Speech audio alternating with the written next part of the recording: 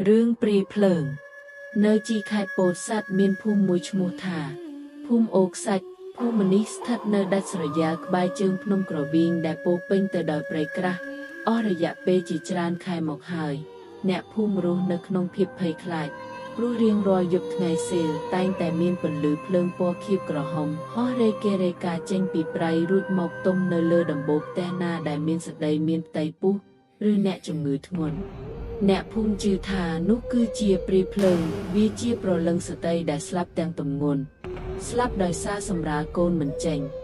ហើយវិលវល់មិនទៅចាប់ជាតិព្រោះតែការចងកំហឹងនិងការស្រេកឃ្លានឈាមស្រស់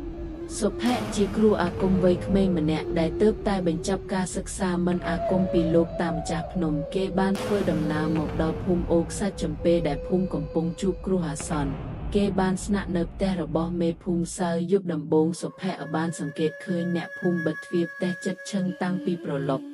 ហើយនៅតាមមាត់បង្អួចមានដាក់មែកឈើមានបន្លាមែកក្រូចឬមែកឈើបន្លាដើម្បីការពារកុំឲ្យព្រាយចូល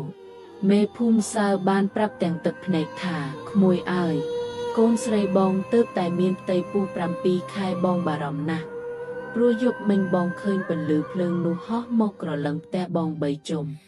យប់ថ្ងៃសីល15កើតមេឃខងងឹតស្លុបខ្យល់បក់មកយ៉ាងត្រជាក់ស្រឹបសុភ័ក្របានរៀបចំជើងពៀនសូត្រធរចងសីមាជុំវិញផ្ទះមេភូមិម៉ោងប្រហែល12យប់សំឡេងឆ្កែប្រុសលូយ៉ាងវែងអន្លាយពេញព្រៃរំពេចនោះ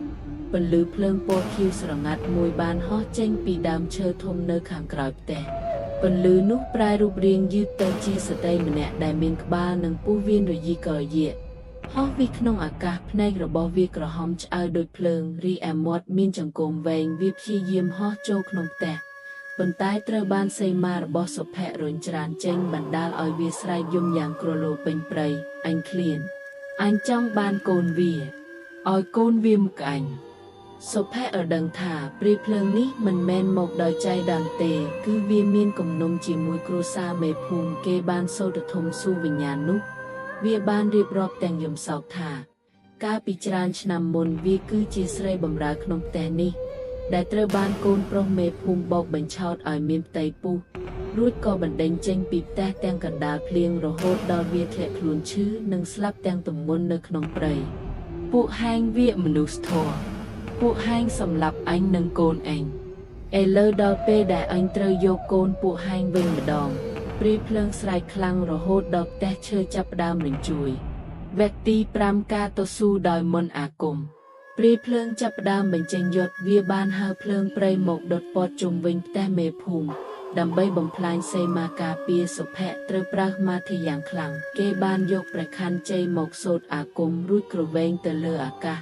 ព្រះខ័នបានហោះទៅកាត់ផ្ដាច់ពោះវៀនរបស់ព្រាយភ្លើងនោះ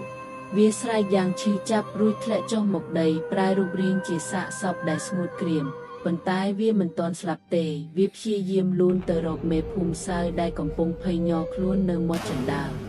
សុភ័ក្ររៀបនឹងសូត្រធម៌រំលាយវិញ្ញាណនោះចោលប៉ុន្តែគេបានឃើញទឹកភ្នែករបស់ព្រាយភ្លើងស្រក់ចុះមកគេយល់ថាការសម្លាប់មិនមែនជាដំណោះស្រាយទេព្រោះកំហឹងនឹងបង្កើតកំហឹងបន្តទៀតសុភ័ក្របានបង្គាប់ឲ្យមេភូមិសៅនិងកូនប្រុសលុតជង្គង់សុំទូលសាកសពនោះដោយស្មោះអស់ពីចិត្តនិងសន្យាថានឹងធ្វើបុណ្យឧទ្ទិសកុសលឲ្យនាងជារៀងរាល់ឆ្នាំដំបូងឡើយព្រាយភ្លើងមិនព្រមឡើយវានៅតែចង់សងសឹកប៉ុន្តែដោយសារកម្លាំងធម៌មេត្តារបស់សុភ័ក្រនិងការដឹងខ្លួនខុសពិតប្រាកដរបស់មេភូមិវិញ្ញាណនោះក៏ចាប់ផ្ដើមស្ងប់ចិត្តរូបរាងដ៏គួរឲ្យខ្លាចរបស់នាងចាប់ផ្ដើមប្រែជាស្អាតបាត់វិញនាងងក់ក្បាលយល់ព្រមរួចក៏លាយបាត់ទៅក្នុងពន្លឺពណ៌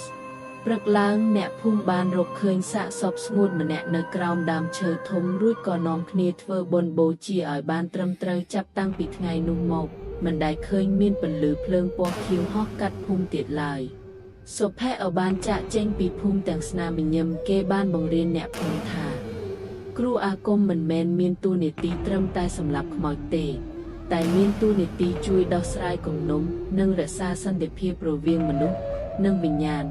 ភូមិអូខ្សាច់ក៏ត្រឡប់មករកភាពសុខសាន្តវិញជារៀងរហូតមក